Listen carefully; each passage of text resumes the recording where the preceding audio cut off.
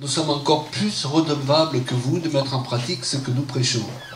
Amen. Oui, oui, oui. Et c'est pourquoi j'aime bien préciser, parce que parfois on prend les choses à la légère, vous savez, bon, une réunion de plus, un enseignement de plus, et puis il n'y a rien qui change dans notre vie. On connaît tout ça. Hein?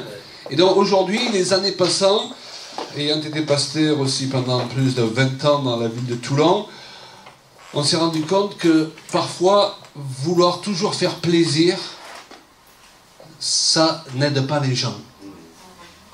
Fuir la confrontation, vouloir brosser dans le sens du poil. Moi, j'aime pas au départ la confrontation. Vous aimez la confrontation, vous? Hein? J'aime plus dire aux gens, vous allez tous être bénis. Mais c'est pas ça la réalité. La réalité, c'est que la bénédiction, elle va suivre si on reçoit la parole. Parce qu'il envoie sa parole et les guérit. Il n'envoie pas Claude Payen et Julia Payen et nous guérit. À un deuxième degré, oui. Mais il utilise Claude et Julia Payen, chacun de vous, pour annoncer sa parole.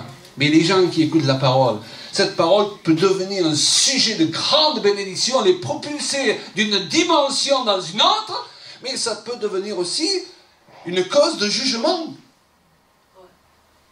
Parce qu'on est jugé en fonction de notre connaissance. Et quand on vient dans une réunion comme celle-ci, on apprend des choses. Amen. Et il ne faut pas qu'on cache ça aux gens. Et parfois, on est dans une situation où il n'y a rien qui change pendant 20 ans dans notre vie parce qu'on écoute un message sur message, mais on ne reçoit pas ces messages. On ne s'approprie pas les vérités. C'est pour ça que je vous disais avec honnêteté aussi tout à l'heure, vous pouvez vous avancer, on peut vous imposer les mains jusqu'à ce qu'il ne reste plus un seul cheveu sur votre tête. Ça peut ne rien changer dans votre vie.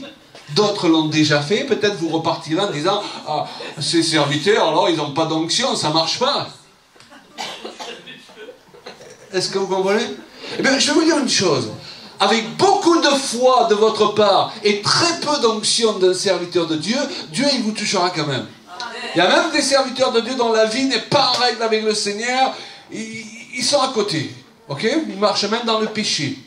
Mais ils exercent le ministère, mais parce que Dieu voit la foi des gens dans la parole qu'ils annoncent, Dieu bénit les gens qui s'avancent. Parce que Dieu ne va pas vous tenir responsable de ses erreurs à lui. Et c'est là que nous avons tous des choix à faire dans notre vie. Nous avons une responsabilité dans notre vie, c'est de saisir la parole et de la mettre en pratique. Et c'est pour ça que Jésus a dit, si vous m'aimez, vous mettrez en pratique ma parole. Alléluia. Alléluia. Bon, voilà, on aime semer la parole. On n'est pas là pour vous prendre quelque chose. Merci pour l'offrande. Maintenant, notre source, c'est le Seigneur. Amen. Amen.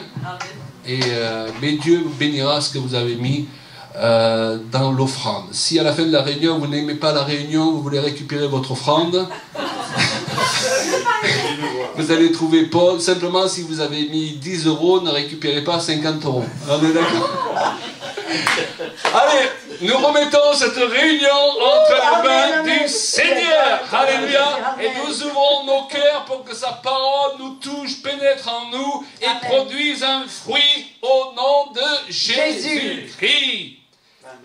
Et nous allons parler de plusieurs points qui nous permettent de développer une bonne attitude et une bonne mentalité dans l'Église. Premièrement, réalisez ou rappelez-vous que le message de l'Évangile n'est pas un message de condamnation, ni de culpabilisation. On a l'impression parfois que lorsqu'on veut aider les gens à changer, il faut qu'on fasse un effort pour les faire se sentir le plus mal possible. Je veux que ma femme change dans un domaine particulier, je vais la critiquer jusqu'à ce qu'elle se sente mal. Et je pense que ça va l'aider à changer, mais ça la fait empirer. Aucun de nous n'aime cette méthode pour nous faire changer. Et ce n'est pas la méthode de Dieu. Je me rappelle que des grands-parents, ils parlaient de combien ils étaient élevés d'une façon très sévère. Et on avait à l'époque cette méthode de, voilà, il faut mettre un peu de pression à cela, il ne va pas travailler, voilà, il va comprendre. Ou, voilà, donc avec la baguette parfois, hein, avec de violence parfois, on pensait on allait, si on châtiait plus fort, on allait pouvoir briser l'enfant pour qu'il devienne plus sage, plus intelligent, ou qu'il allait réussir dans la vie. Mais on sait que Dieu, est-ce que Dieu il agit comme ça avec nous? Non. Dieu, c'est un Père qui est juste. Et parfois, il nous reprend, mais il nous reprend avec amour. Et il nous dit toujours des choses positives sur nous. C'est important de passer à autre chose. Ça ne veut pas non plus dire qu'un enfant, on ne devrait jamais le reprendre, ni de le laisser tout faire et qu'on n'a plus plus de cadre de discipline. Bien sûr, c'est pas ça. Mais Dieu, c'est un Dieu d'amour. Et certaines personnes, ils ont du mal à dire que Dieu est leur père simplement parce qu'ils ont eu un père violent ou un père absent ou un père qui était trop brutal. Mais je sais que ça m'a pris plusieurs années dans ma vie chrétienne avant que j'ai compris la puissance de l'amour de mon Père céleste.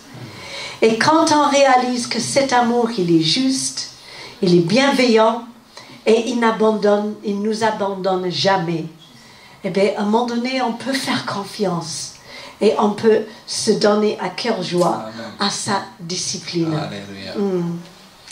Rappelez-vous aussi que bien qu'il soit important de s'efforcer de faire bien et de mieux en mieux, et on vous encourage à travailler et à faire notre mieux. Faire de votre mieux pour plaire de plus en plus au Seigneur. On n'est pas en train de vous dire, laissez-vous aller, ce qu'on appelle souvent l'hyper-grâce. Hein? Ça serait abuser de la grâce, justement, et abuser de la confiance que Dieu nous fait. Hein? Mais on doit réaliser que notre justification n'est pas dans la perfection de nos actes, mais en Christ.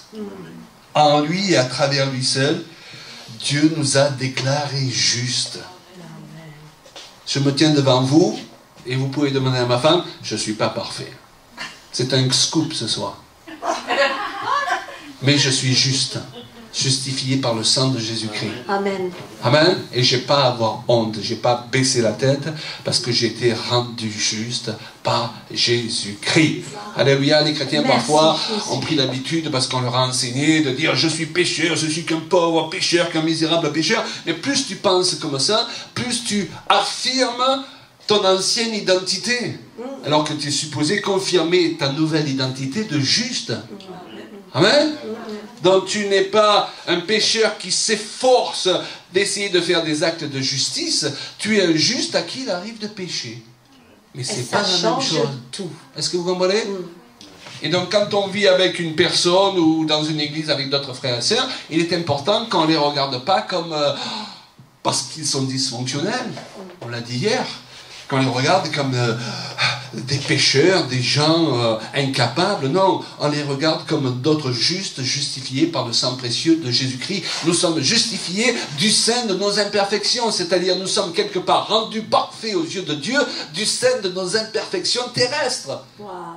Alors comment on peut comprendre ça? C'est que si j'ai le regard terrestre, la Bible appelle ça l'affection de la chair, eh bien je vais voir ce que les hommes voient, mais je ne vais pas voir ce que Dieu y voit. Et Dieu te voit rassurant. Juste, ma chérie. Amen, Alléluia. amen. Et c'est la meilleure façon d'avoir confiance en soi-même.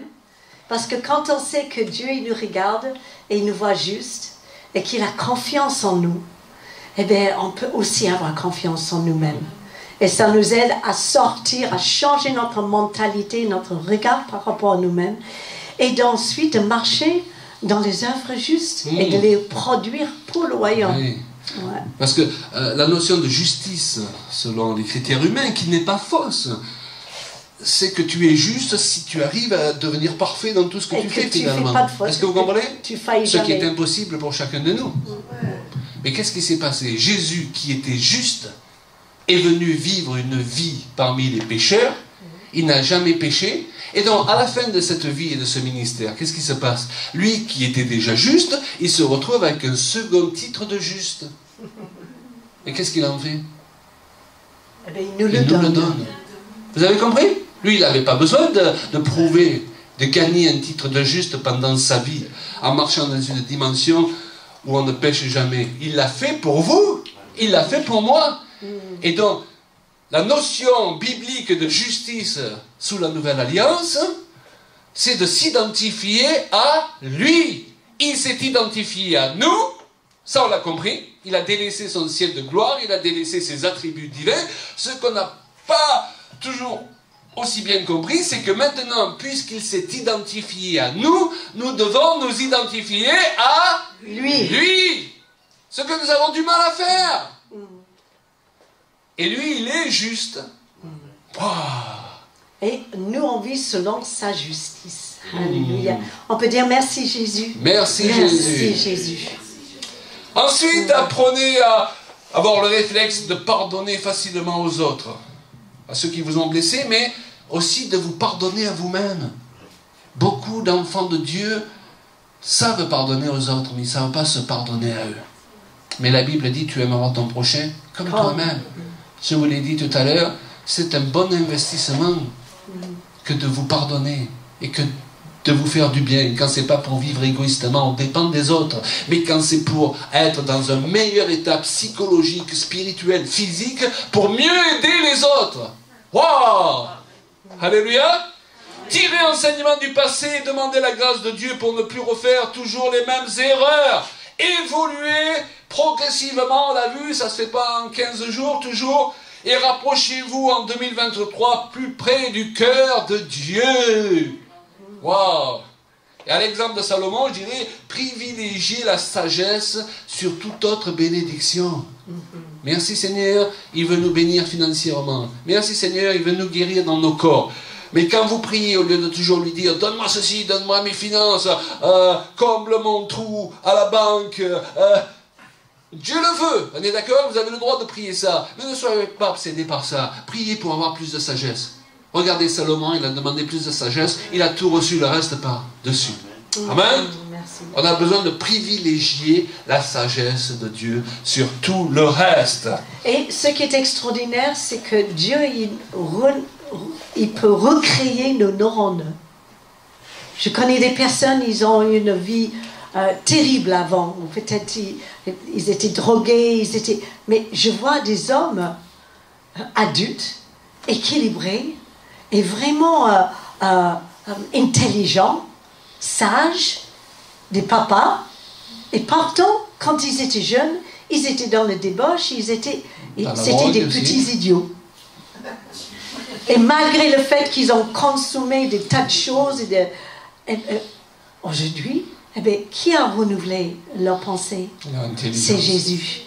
Jésus. Par sa parole. Il m'a donné une sagesse. C'est pas que l'âge. L'âge, normalement, on dit, quand on est vieux, on est sage. Je connais des jeunes sages et je connais des vieux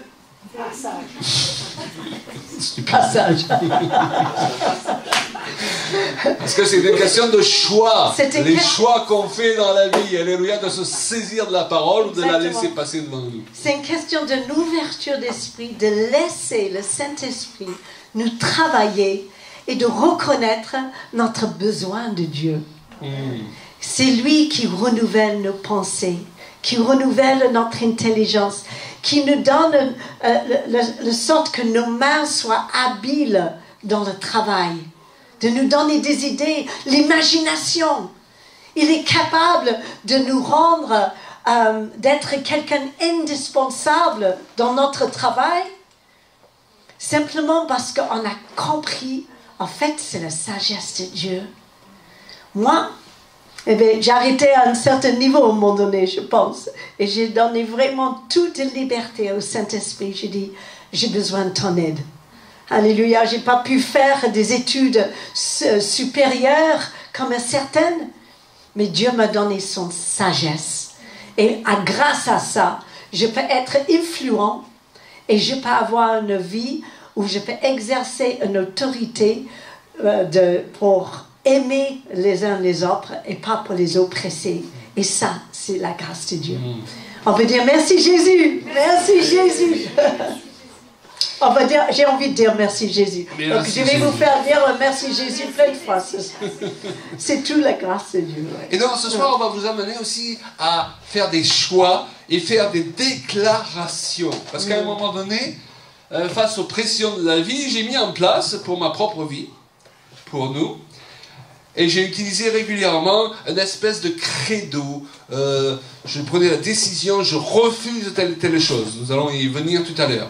L'idée n'était pas de faire des déclarations qui correspondent à de l'autosuggestion, mais d'affirmer des vérités que l'on croit, vers lesquelles on veut que notre être y tende de plus en plus, et qu'on veut que notre être assimile. C'est une chose que d'entendre la parole, ça n'est une autre que l'assimiler comme une nourriture. Et Jésus a dit, l'homme ne vivra pas de pain seulement, mais de toute parole qui sort de la bouche de Dieu. Ce soir, on fait un repas ensemble. Alléluia.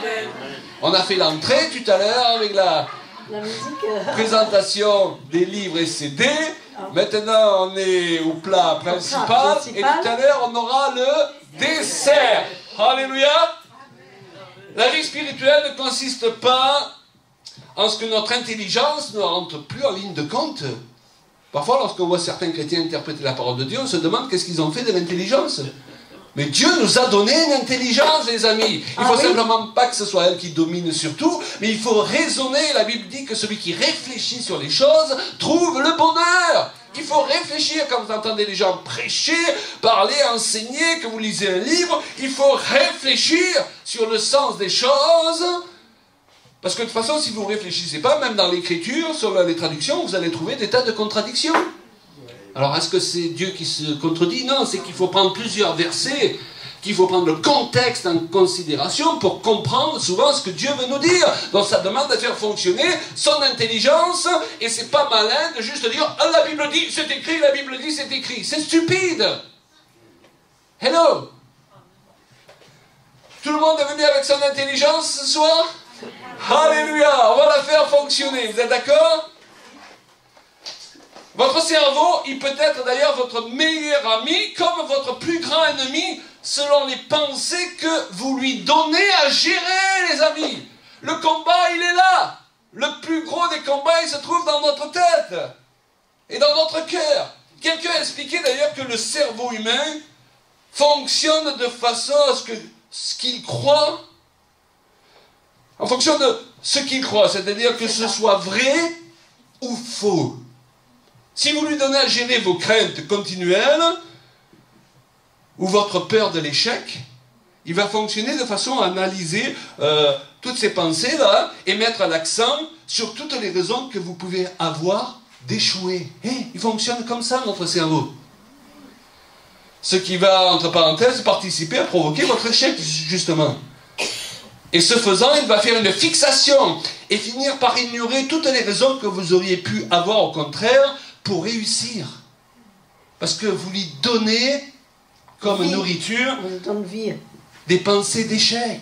C'est ça. Des pensées d'accusation. Donc, résultat, vous passez votre vie dans l'accusation, toute votre vie chrétienne, c'est se lever du soir au matin et vous pensez que vous êtes accusé par Dieu. Parce que vous avez reçu des enseignements qui produisent des pensées qui nourrissent votre cerveau comme Dieu n'a pas prévu qu'il soit nourri. Quand vous passez par une épreuve, par exemple, si vous choisissez l'inquiétude au lieu de la confiance, choisissez. Rappelez-vous, la vie c'est une question de choix. Une fois qu'on est né de nouveau, ça ne veut pas dire qu'il ne faut plus faire d'efforts pour faire les bons choix. Dans l'Ancien Testament, le Seigneur parle à son peuple, il dit, voilà, je mets devant toi la mort et la vie. Il n'a pas dit, je vais faire le boulot pour toi. Choisis. Choisis la vie. Votre cerveau, il va passer en revue et vous mettre sous les yeux toutes les raisons qu'il a pu trouver pour que vous ne vous en sortiez pas. Si vous vous nourrissez que de pensées négatives et d'échecs.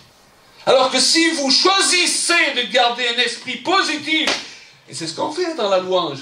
Pourquoi on fait la louange? C'est pas pour avoir quelques chansons en début de réunion, parce que ça se fait dans la tradition évangélique.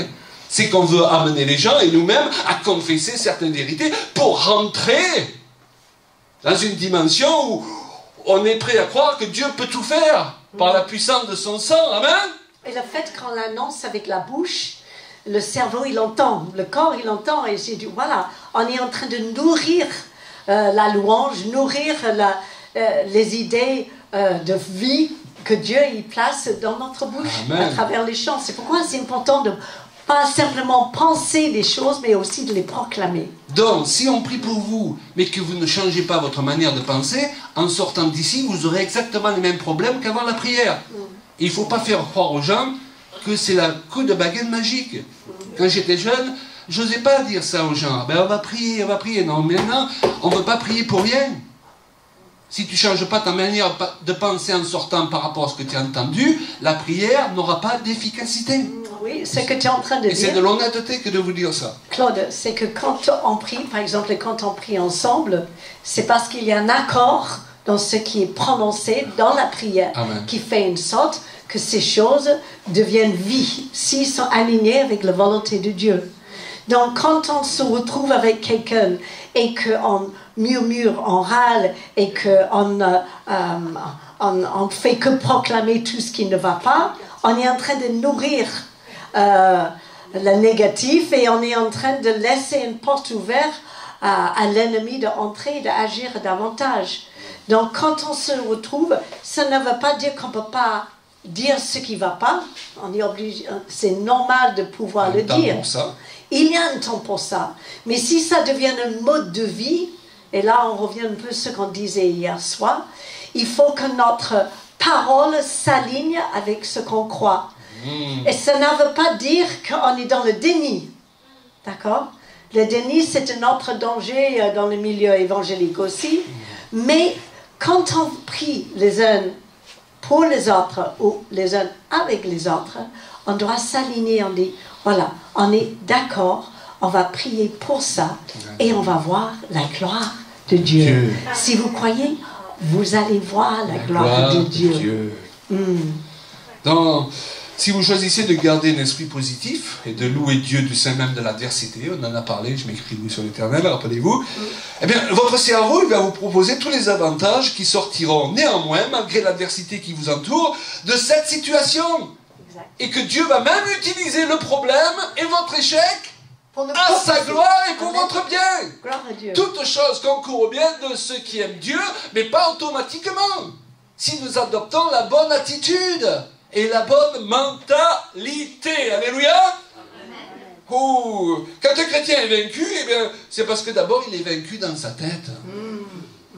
Nous sommes esprit, âme et corps. Vous êtes venu avec votre corps? Oui, je l'ai traîné. Hein? Vous avez vu qu'il ne veut pas venir aux réunions régulièrement. Hein? Il préfère se planter devant une vidéo allongé sur un lit. Hein? N'est-ce pas, Michel? Notre travail consiste à faire s'aligner ces trois éléments. L'esprit communique la motivation, l'âme qui est le centre de l'intelligence et de la personnalité doit s'aligner par le raisonnement. C'est pourquoi l'apôtre Paul il dit, nous abattons les forteresses de raisonnement. Ça ne sert à rien de monter sur la montagne, de lier tous les démons de la région, si toi quand tu redescends, tu n'as pas changé ta manière de raisonner. Et le corps. Et le corps, bien lui, il faut le discipliner. Hein? Oui. Parce qu'après le baptême, il veut continuer à faire les mêmes bêtises qu'avant. Mais quand on prend l'habitude de prier régulièrement, quand on prend l'habitude de suivre Dieu et d'ouvrir la parole de Dieu régulièrement, de trouver notre rythme, c'est pas, je ne vais pas vous dire, il faut lire 2 chapitres tous les jours, sinon c'est l'enfer. Non, chacun doit trouver ce qu'il est capable de faire, mais il faut évoluer. Et le corps ensuite, il s'aligne. C'est un peu comme un nouvel régime. Il paraît il faut 6-8 semaines pour que la tête et le corps s'alignent, pour qu'on prenne des nouvelles habitudes. Et ensuite, le corps, et bien, même ça nous manque.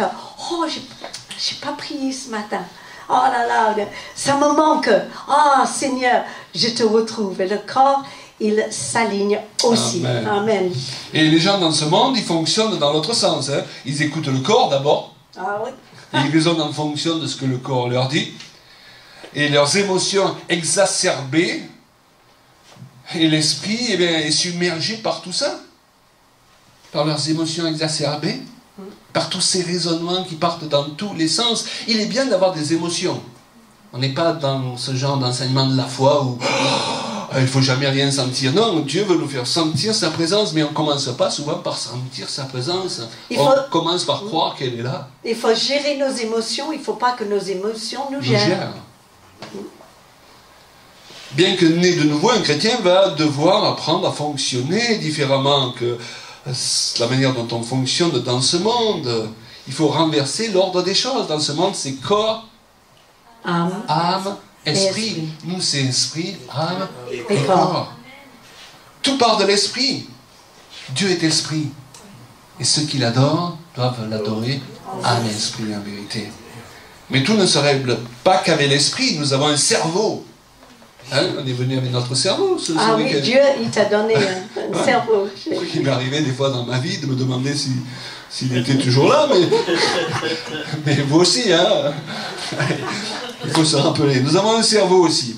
Et le faire fonctionner, eh bien, c'est notre appel de le faire fonctionner dans la bonne direction. C'est le problème de nombreux chrétiens que je rencontre. On leur a tellement dit qu'il ne fallait pas faire fonctionner leur intelligence, parce que j'appelle souvent des excès de spiritualité, qu'ils agissent comme n'en ayant pas justement d'intelligence. Mais Dieu nous a créés avec une intelligence pour qu'on comprenne. Alléluia. Une des manières par lesquelles il nous parle régulièrement, c'est l'intelligence. On entend dans notre... Quand on voit arriver une voiture là, qui va nous couper la route, notre intelligence nous dit n'avance pas plus. Hein? Et heureusement. Et c'est Dieu qui nous a créés comme ça.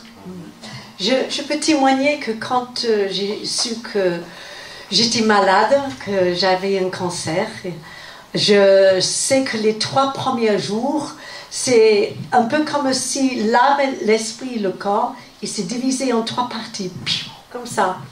Et il fallait quelques jours pour que j'arrive à les aligner ensemble. Et c'est comme si mon corps, il était en état de choc. J'arrivais pas à manger, j'avais des palpitations. Et j'essaie de dire, mais juste si mon corps pourrait se taire, juste si, calme-toi. Je m'appelais, je disais, calme-toi, j'arrive pas à réfléchir. Et ensuite, il a l'intelligence, il se met en mode survie, c'est normal. Gloire à Dieu, parce que Dieu nous a équipés tous avec une intelligence. Non, on n'est pas en train de parler d'avoir des pensées positives, d'essayer de se convaincre de certaines choses. Je parle de la façon incroyable, miraculeuse que Dieu il a mis en place le corps de l'âme et l'esprit. Et cette âme, eh bien, d'un coup, il courait sur tous les scénarios possibles et imaginables de ce qui pourrait arriver. Du moins grave au plus grave. C'est ça, mais c'est normal parce que l'intelligence, il est faite pour ça. Merci Seigneur. Et plusieurs fois, ça nous a sauvé notre vie. Mais là, à ce moment-là, il fallait que je dise, oh, arrête, non, je vais pas y aller là-bas. Non, je vais pas penser, descendre ce chemin de pensée. Reviens, je disais, reviens. Et ensuite, l'esprit, j'étais cachée dans le Seigneur. J'étais assis dans le lieu céleste. Et j'ai vraiment eu cette sensation que l'Éternel, il est le roc solide où je peux me réfugier à l'abri de danger. Ça vous est arrivé parfois? Et donc, je disais, Seigneur, tu sais, de toute façon, que j'y aille, que je ne vais pas, ça ne change rien dans ma vie parce que je t'appartiens. Mon esprit est à toi. Tu m'as donné la vie et je suis à toi et tu es à moi. Mais alors, le reste de mon être, il fallait que j'aligne. Et je disais, ok, tout le monde ici. Tout sur le pont. Tout sur le pont, on va en discuter ensemble. Parce que vous savez que si l'ennemi, il sait que s'il peut attaquer ou l'âme, donc le raisonnement ou le corps, le tout devient dysfonctionnel. Donc on a besoin de rester ensemble et solidaires. Et la Bible, il nous dit, soumis vos pensées aux pensées de Christ. Et j'avais juste ce sentiment de ramener mon être entier pour être aligné avec la parole de Dieu et la promesse de Dieu. Je dis, waouh, il y a cette promesse. Oui, Seigneur, il y a cette promesse.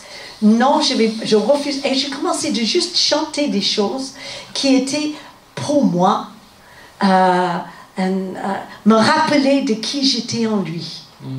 Si j'avais donné mon cœur à lui, ce n'est pas pour que je me perde dans mes pensées ou dans ce corps. Je sais qui je suis, je sais qui tu es, et ensemble, tu nous as sauvés. Alléluia. Un jour, ce corps de chair, il partira. un jour, mon esprit vivra éternellement. Mais en attendant, tant qu'on est ici-bas, les amis, il faut qu'on arrive à gérer le tout. Et avec une harmonie et la joie de vivre. Alléluia. Alléluia. Donc, je sais de quoi Claudie parle ici. Parce que je l'ai vécu dans mon corps. Et à partir du moment que j'ai pu aligner moi-même, eh bien, tout a changé. Et à l'intérieur, j'ai dit, OK, alléluia, on y va. Même pas peur. Hein? Je me rappelle, on faisait une prêche là-dessus. Est-ce que vous pouvez peut-être mettre votre main là, votre doigt? Alors faites pas ça, hein? Voilà, alléluia. Je bénis mon cerveau, je bénis mes pensées, je veux que la pensée de Christ s'imprègne en moi. Merci pour le renouvellement de mes pensées. Je prends l'autorité de Gloire à toi, chaque Jésus. jour pour Merci, que seules Seigneur. les pensées de Christ gèrent en Amen, ma vie, amen, amen. au nom de Jésus. Merci, Seigneur. Merci pour la santé que tu nous donnes et que notre cerveau soit vraiment soumis à ta parole. Alléluia. Merci de renouveler et me donner des nouvelles neurones à chaque étape de ma vie. Gloire à toi. Amen. Amen. Alléluia. Comment est-ce que le diable il a eu accès dans ce monde, les amis? Il a commencé à parler à Ève. Est-ce que Dieu a vraiment dit? Et elle a ressassé. Exact. Ça ne s'est pas fait en 15 minutes. Hein? Tous les jours, là, il a dû revenir. Est-ce que Dieu a vraiment dit? Mais Dieu veut vous cacher quelque chose. Il ne veut pas que vous accédiez à un certain état. Ah, Et finalement, ce Dieu bon, d'un coup, dans sa tête, ça devenait un Dieu jaloux, un Dieu protecteur de sa puissance qu'il ne voulait pas partager avec les autres. Mensonge, mensonge, mensonge. Mais c'est là que ça se passe. Exact. Si elle avait fermé, parce qu'elle avait le libre arbitre, choix, si elle avait fermé la porte, il ne pouvait pas aller plus loin. Et après, elle a contaminé son mari. Et lui aussi, il pouvait fermer la porte, il n'était pas obligé de l'écouter. Il aurait pu dire, bon, je vais prendre ma position d'homme et je vais t'aider, chérie, à sortir de là, tu t'es fait avoir. Non, il a suivi. Hello. Jésus a dit que je celui... soumis mes pensées aux pensées de Christ. Amen. Amen. Jésus a dit que celui qui dit à cette montagne, ôte-toi de là et jette-toi dans la mer. Et crois dans son ça cœur. demande à penser que ça se fait, alléluia, dans son cœur que ce qu'il dit arrive. Donc c'est une forme de pensée. Je suis dans la réunion et je crois qu'à la suite de cette réunion, quelque chose va se passer. Mais si je viens à la réunion et que je repars en disant c'était un bon message. Je ne me rappelle pas, mais c'était bon. Ils étaient bien les deux là. Ouais. Hein? La blonde, elle souriait tout le temps. Lui, il criait un peu de temps en temps. Ils avaient l'air bien. Qu'est-ce qu'ils ont dit? Ah ben je me rappelle pas, mais c'était bien. C'est ça. Ça va rien produire. Est-ce que vous comprenez? Donc il n'est pas question de dire sans croire. Ça serait de l'autosuggestion, mais il n'est pas question non plus de croire sans dire. C'est l'enseignement de Jésus, celui qui dira. Hein? Je dois croire les choses que j'affirme et je dois affirmer les choses que je crois. Exact. Une fois que j'ai choisi quoi croire, je ne dois pas rester passif et j'ai besoin de discipliner mon cerveau. Ma femme, ça ne va pas l'avancer que je l'aime si je lui dis jamais que je l'aime. Elle va finir par en douter. Ah oui, mais je te l'ai dit il y a 40 ans quand on s'est mariés quand même. Oui, mais le diable, il attaque tous les jours, lui. Vous avez remarqué? Il parle tous les jours. Donc si tu lui opposes un chrétien qui parle tous les 44 ans, il va réussir à s'imposer dans ta vie, dans ton mariage, et tout, n'est-ce pas? Alors, fort de ces précisions, on va maintenant vous amener à faire des déclarations. Quelques déclarations avec nous, si vous croyez au message que vous avez reçu. Amen. Alléluia. Est-ce qu'on peut se lever? Est-ce que vous êtes prêts à recevoir quelque chose ce soir qui peut être des outils pour l'avenir? Gloire à Dieu. La première chose que je me suis imposé, j'ai imposé à ma chair, parce que mon âme le voulait, mon esprit le voulait dès le départ, mais ma chair, elle ne veut pas se discipliner. Oui. Elle veut le dire un jour, le croire un jour, et après passer à autre chose. Je refuse la peur. Vous voyez? La peur, c'est le terrain dont le diable a besoin pour travailler. Donc aujourd'hui, chaque fois que j'ai des raisons d'avoir peur qui reviennent, je me rappelle que j'ai dit à un moment donné, je refuse la peur. Et Claude Payan, non, non, je refuse la peur. Tu marches la nuit, peut-être tu n'es pas rassuré. Tu te rappelles que dans la réunion, ce soir, tu as dit, je refuse la peur. Parce que quand la peur rentre en toi, ça donne un pouvoir au diable. Parce que la peur est le contraire de la foi. La peur est une forme de foi. C'est placer sa foi dans les raisons que j'ai humainement d'avoir peur. Et la foi, c'est la ferme assurance de choses qu'on espère. Mais la peur, il peut court-circuiter notre foi. Donc, il faut qu'on se tienne. Vous voulez répéter après moi? Ok. Je refuse la peur. Alléluia. Qui ne s'installe pas. Ensuite, il y a une autre forme de crainte, c'est l'inquiétude. S'inquiéter. Quoi? Je suis parti aux États-Unis pendant 15 jours avec Julia, et il y avait des choses que je devais régler au niveau paperasse, mais à un moment donné, le Saint-Esprit m'a dit, tu te rappelles, tu as dit, je refuse l'inquiétude. Donc chaque jour suffit sa peine. Quand tu seras de retour, tu t'en occuperas, et tu ne vas pas permettre pendant 15 jours à ton esprit d'entretenir des pensées de soucis. Mais il y avait un effort à faire. Alléluia. Donc pour ceux qui croient que l'évangile c'est la solution de facilité, désolé les amis. Pour ceux qui vous disent que vous avez choisi la solution de facilité, ils se trompent. Vous avez choisi le courage. Vous avez choisi de ne pas aller dans le sens où va ce monde. Vous avez choisi de dire non, je refuse l'inquiétude. À vous, je refuse l'inquiétude. Je refuse l'intimidation aussi. Parce que lorsque les gens veulent me manipuler, ils vont essayer de m'intimider. Oui. Si je veux que ma femme fasse quelque chose ou elle veut que je fasse quelque chose, elle est tentée de vouloir m'intimider. Mais il faut le faire parce que si tu ne le fais pas... Et on se calme. Je refuse l'intimidation. Je refuse l'intimidation. Mais lorsque les gens n'arrivent pas à vous intimider, souvent ils vont essayer... de vous séduire. Ou alors ils commencent par vous séduire, s'ils n'arrivent pas, ils vont essayer de vous intimider. C'est comme ça que fonctionne la manipulation qui est d'origine démoniaque. Et il y en a plus que ce que vous imaginez dans les églises évangéliques. Je refuse la séduction. C'est pas parce que quelqu'un me fait les yeux doux ou me brosse en me disant « Ah, ton ministère est extraordinaire » que je vais lui dire qu'il a raison si je pense qu'il a tort et que je vais lui dire oui si je pense non. Et combien de fois nous avons dit oui à quelqu'un alors qu'on pensait non? Hein? Parce qu'on était séduit.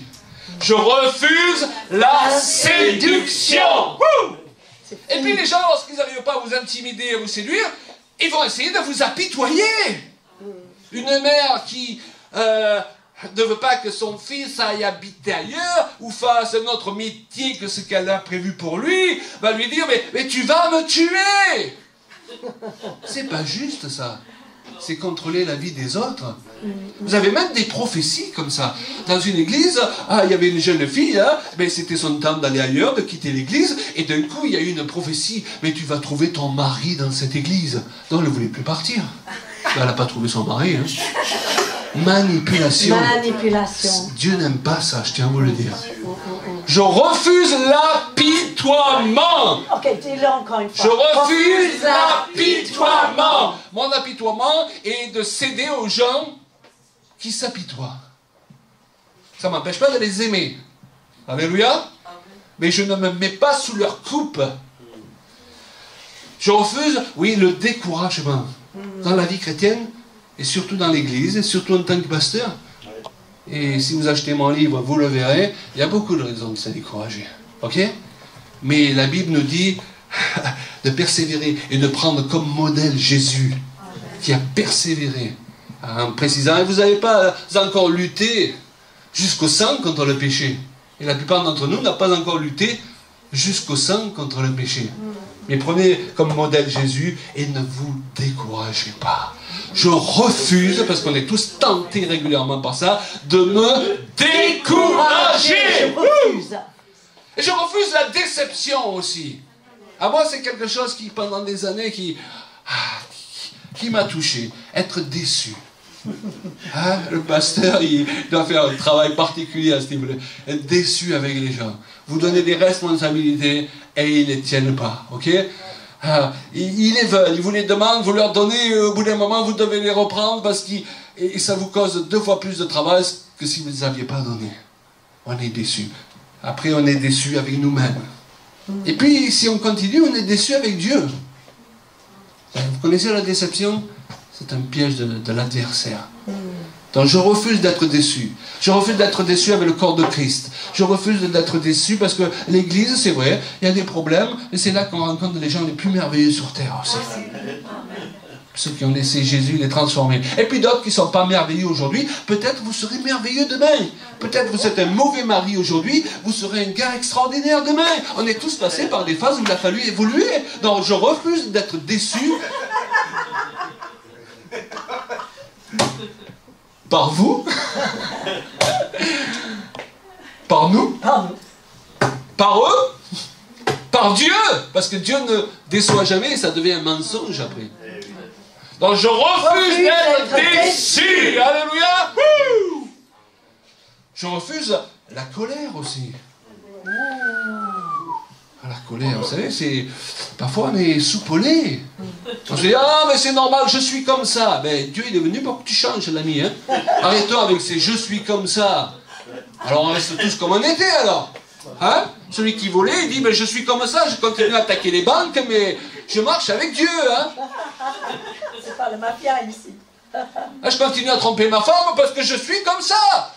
Mais Dieu m'aime, oui, il t'aime, mais il va te corriger aussi, crois-moi. Et tu ne vas pas partir vers le ciel lorsque tu mourras. Ça ne remet pas son amour en question, mais ça remet ta fidélité en question. Alléluia.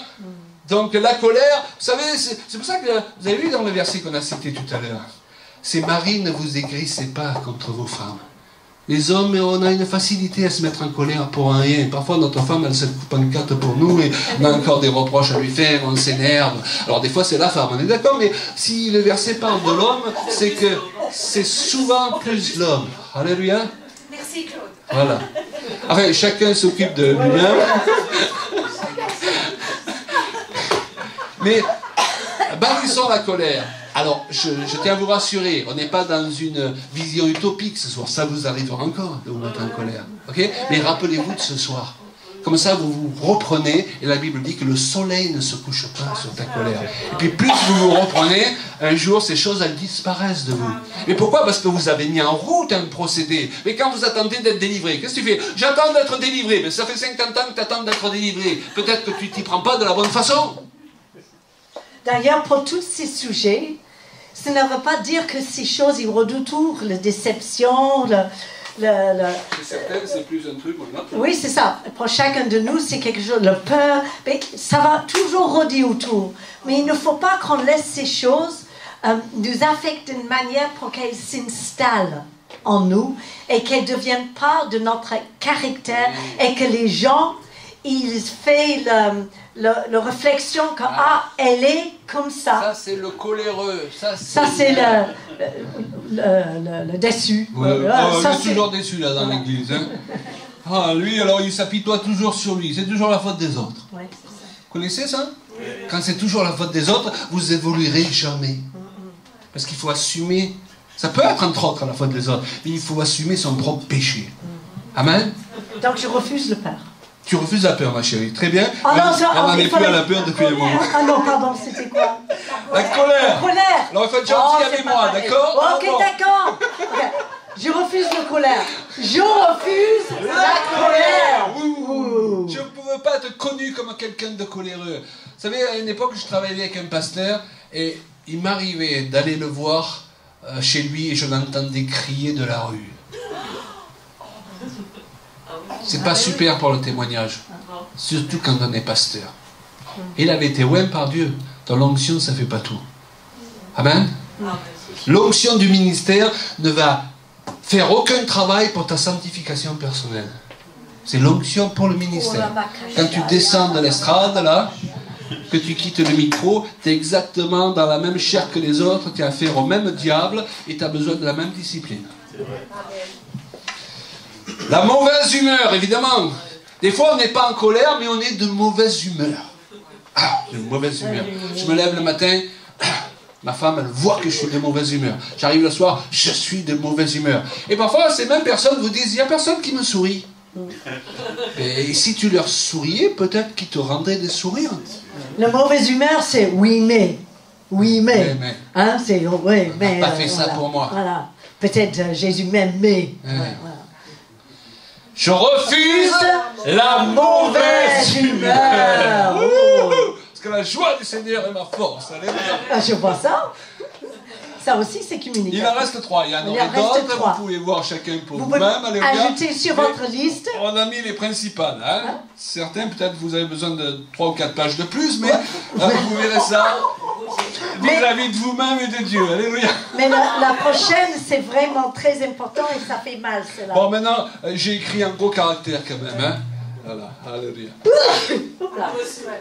La susceptibilité. Oh, on ne me regarde pas comme non, ça. Oh, non. Susceptible. Ah là là. Il n'a pas fait. Il n'a pas fait ce que je voulais. Ou dans l'église, le pasteur, il n'est pas allé dans le sens où je voulais. Ils n'ont pas chanté le chant que j'aurais, mais ils ne sont pas à l'écoute du Saint-Esprit. Ah, ma femme, elle s'est trompée dans les courses. Elle n'a pas acheté ce que je lui ai demandé. Et on se calme. La susceptibilité. Je suis susceptible. Hey, bienvenue sur Terre, les amis. Tout va pas toujours tourner comme vous le voulez. Autant vous faire à cette idée de suite. Amen. Et pas démarrer au quart de tour. C'est difficile quand on peut même plus vous parler, même plus vous faire une remarque. On vous dit 10 fois oui, mais on vous dit une seule fois non, et vous faites une crise. C'est vous le problème, c'est pas les autres. Hein. Moi j'ai été susceptible, hein, je ne parle pas pour vous, pendant plusieurs années, mais je me suis dit, mais pourquoi je démarre comme ça au quart de tour? C'est mes propres blessures, c'est mon insécurité, c'est quoi? On ne peut pas se balader avec son insécurité pendant toute notre vie chrétienne, parce que Jésus est venu. Mais quand on grandit, on devient mature, la susceptibilité, normalement, elle devrait partir. C'est pas, parfois ça part toute seule et on dit, ah tiens, avant les gens ils me parlaient comme ça et ça me faisait réagir, aujourd'hui ça me fait rien. Alléluia. Amen. Donc je refuse la susceptibilité. Tu refuses la susceptibilité? Oui, oui, oui. Ah, ça va te faire du bien. Alors. Oui, oui, oui. Donc on va le dire ensemble.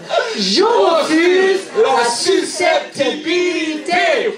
Bon, encore deux. Il reste deux, vous les voulez? Oui. Personne ne veut partir en courant? Ça. Ah, celui-là, il est plus, plus nuancé. Hein. J'ai marqué le sentiment d'illégitimité. On écoute parfois des interviews de chanteurs connus ou d'acteurs qui ont vraiment réussi, et souvent ils disent qu'ils ont le sentiment d'être illégitimes. Tu es là sur l'estrade et tu as le sentiment que tu es un imposteur. Vous connaissez ça? Oui. Tu es là dans la prédication, le diable il vient et te dit, mais qu'est-ce que tu fais là? Qu'est-ce que tu fais? Tu as quelque chose à dire aux gens? Tu te prends pour qui? Et si tu tombes dans le piège, qui te reviennent tous tes complexes du passé, tu dis, mais c'est vrai, j'ai jamais eu d'appel sur ma vie, je suis illégitime. Donc, on l'a dit ce matin, on peut rester dans l'humilité tout en ayant l'assurance de son appel. Alléluia. Et marcher dans cette assurance. On est d'accord? Okay. Donc quand ce sentiment d'illégitimité, mais qui tu es pour être béni? Dieu veut bénir les autres, mais pas toi, t'as pas compris. Toi, t'es à part. Toi, t'as été sauvé parce que Dieu t'a mis dans le même sac avec les autres, un de plus, un de moins, ça ne change rien. Non. Dieu, comme dit Billy Graham, aurait envoyé son fils s'il n'y avait eu que toi pour être sauvé. Alléluia. Tu n'es pas illégitime en tant qu'enfant de Dieu. Tu as ta place. Et parfois, ça peut être autant des personnes les plus proches et des gens qui nous aiment. Et il suffit qu'ils nous disent, mais qu'est-ce que tu fais là? Mais qui a dit que tu pourrais chanter une chant le dimanche matin? Qui a dit que tu pourrais faire une réunion? Qui a dit que tu étais capable de faire ceci? Tu pries pour les gens? Oh, c'est pas toi ça! Non, non, non, non, non, non. Moi, je sais ce que tu devais faire. Je te connais, toi. Oui, pourquoi tu imposes les mains là? Tu t'attends à ce qu'il se passe quelque chose? Ah bon? Ah ben, je sais pas. Et d'un coup, on peut remettre en question même les promesses de Dieu. Vous vous rendez compte? Donc, moi, je refuse ce sentiment d'illégitimité. Moi aussi. Je refuse l'illégitimité. Alléluia. Et le dernier, mais il peut y en avoir d'autres, c'est la culpabilité. On se rend compte que beaucoup d'enfants de Dieu, et c'est normal au départ, quand on n'a pas appris ce genre de choses, c'est normal. On est des enfants, on doit croître dans la connaissance de la parole de Dieu, passer leur vie chrétienne dans la culpabilité. Mais notre ennemi, le diable, accuse les élus de Dieu nuit et jour. Donc, je dirais, humainement parlant, il est normal de se sentir accusé. Ce qu'il faut, c'est ne pas accepter que cette accusation vienne en toi et motive ta manière de parler, ta manière d'être. Est-ce que vous comprenez? Parce que vous continuerez à être tenté par ces choses-là. Tant que vous êtes sur cette terre. Et parce que vous êtes humain. Est-ce que vous comprenez? Mais quand la tentation, rappelez-vous tout à l'heure ce que j'ai dit sur la peur, vient, vous vous rappellerez ce soir. J'ai déclaré ça ce soir. Donc je refuse d'aller dans le sens où le diable veut me faire aller. Amen. Et là, j'évolue. Et les années passant, et les semaines simplement, et les jours seulement, vous voyez la différence dans votre sanctification. Vous arrivez à trouver une force que vous n'aviez pas avant de venir à la réunion. Amen. Alléluia. Amen. Je refuse la culpabilité. Et parce qu'il n'y a aucune condamnation pour ceux qui sont en Jésus-Christ. On ne peut pas vivre sa vie chrétienne étant là toujours accusé. Parce que de toute façon, tant que vous êtes dans ce corps de chair sur cette terre, vous n'arriverez jamais à la perfection. Autant vous faire à cette idée. Amen. Votre perfection est en Jésus-Christ, dans le sang de Jésus. Donc, ne vous laissez pas amener, on va terminer par là, par le diable sur son terrain. Ah oui, c'est vrai, c'est quoi? Tu peux répéter? C'est ce qu'elle a fait Ève. Ah bon, oui, alors Dieu a vraiment dit, si elle avait fermé la porte de suite, ça allait pas plus loin. Amenez-le sur votre terrain. Chaque fois qu'il vient, vous l'amenez sur votre terrain. Viens sur le terrain des justes, là. Qu'est-ce que tu as à dire aux justes? Qu'est-ce que tu as à dire aux gens qui se trouvent dans ce cercle qui représente le sang de Jésus-Christ? Qu'est-ce que tu as à dire? Ouais. Tu as accusé? Ben, ça m'a fait penser, je suis en train d'installer un potager chez moi et on a mis des petites plantes de tomates et en fait on a mis un cercle de cendres tout autour de chaque cendre autour. Et pour empêcher les escargots de venir, parce qu'ils n'aiment pas ça. Et c'est la même façon que l'ennemi du cheminée. Mais c'est la même manière que quand le diable il vient, qui va nous parler de culpabilité, voilà, de toutes ces... En plus, il vient doucement, là, comme les escargots. C'est ça. Hein, pour nous manger, il va se faire noyer dans le sang de Jésus. Place le sang de Jésus autour de nous. Alléluia. Amène-lui sur notre terrain. Je suis justifié, je suis restauré et je suis aimé par Dieu. Je suis légitime, je ne suis pas susceptible. Je sais qui je suis. Alléluia. Et Dieu a fait de moi quelqu'un de bien. Amen. Alléluia. Amen.